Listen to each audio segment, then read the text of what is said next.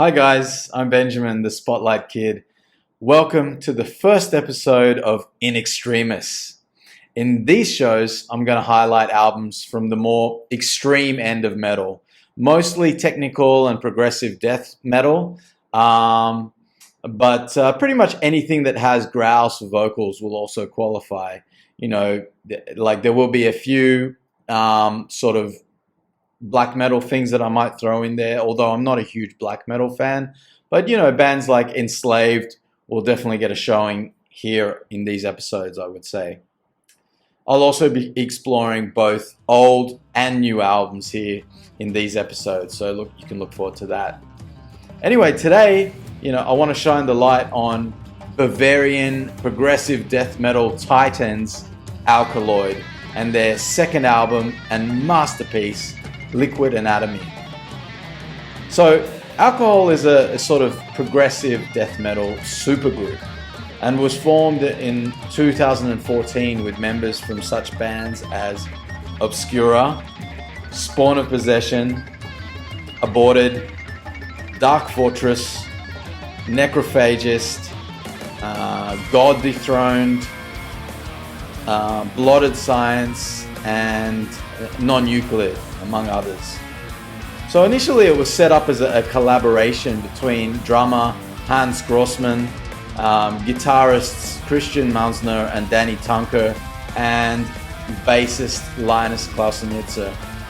And eventually Florian Magnus Mayer, also known as Maureen, more commonly known as Maureen probably, was invited by Hans to join on guitar and vocal duties. The modus operandi of the band was to be musically unleashed, for the members to feel free to explore their songwriting abilities without restraint. They all come from bands that sort of, while diverse, also sort of have their sound that they kind of have to sort of stay within those bounds to a certain extent.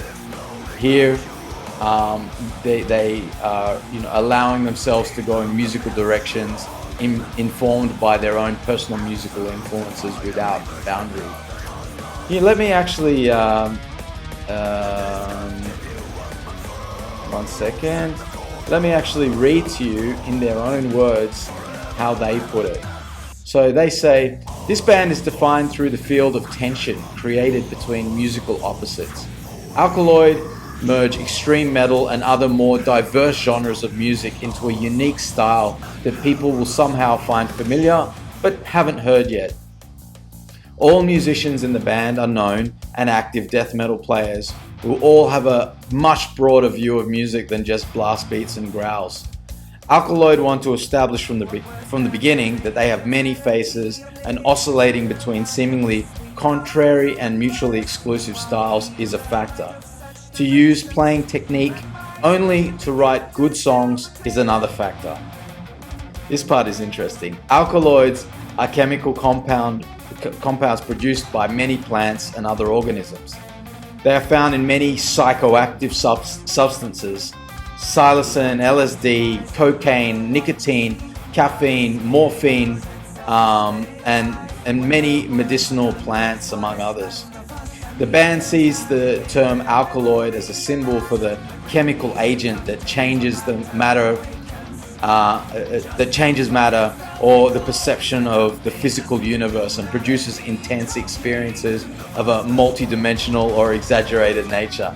The fact that they affect both mind and body gives them the sort of allure of magical formula, after which nothing is the same. The nature of change happening is something very much present in Alkaloid's music, lyrics, and visual identity. Let it be one big permanent morphing. So there you go, that's straight from the band themselves. The band, of course, in 2015 would go on to produce their fantastic debut called the Malkuth Grimoire. I don't know if that's exactly how you pronounce it, but hey, that's what I'm going with now. It was very well regarded in the metal underground, especially among technical and progressive death fans. And while I do like that album a lot, I feel that they really came into their own with the release of the sophomore album and today's topic, the masterful Liquid Anatomy. All the elements from the debut are there on display, including their unique sound and approach to songwriting, but with everything dialed all the way up.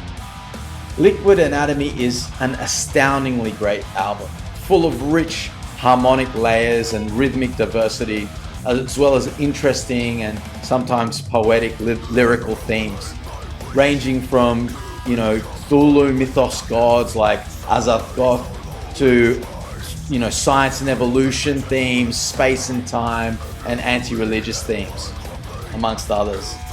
I'm not going to lie to you and say I know exactly what they're talking about all the time, but it all works perfectly well, and the music gives the lyrical themes a huge amount of weight and power.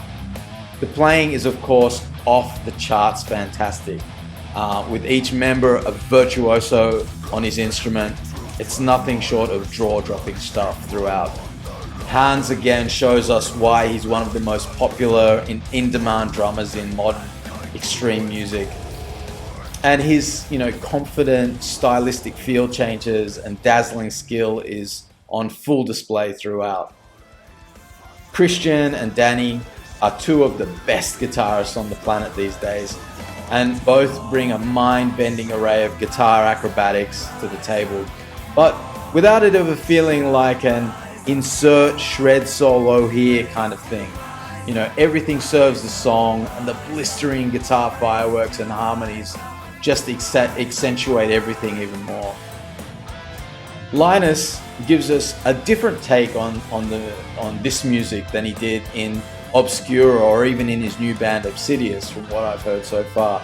But it's just as cool and interesting, and shows what a great, diverse bass player he is. And finally, Maureen, who does a killer job moving between the more gentle singing, then, the heavy metal power singing, and then, of course, the ripping death growls that he does. It's all delivered with tons of passion, and the feel he lays on top of everything is rich and deep and is pure perfection for this music. I can't imagine anybody else on this music, to be honest. So it's, really hard to pick favorites on this album, because it's a perfect album from start to finish. And, I really love every track. But if I really had to pick a few, then probably Azathoth. Just such a great standout song. It's the first song that really grabbed me on the album, and I still love it. As Decreed by Laws Unwritten. Man, the riffs in that song are so just tasty and heavy and in your face and kick-ass. Same with Rise of the Cephalopods. Catchy, killer riffs, great catchy melodies, guitar fireworks, all of that.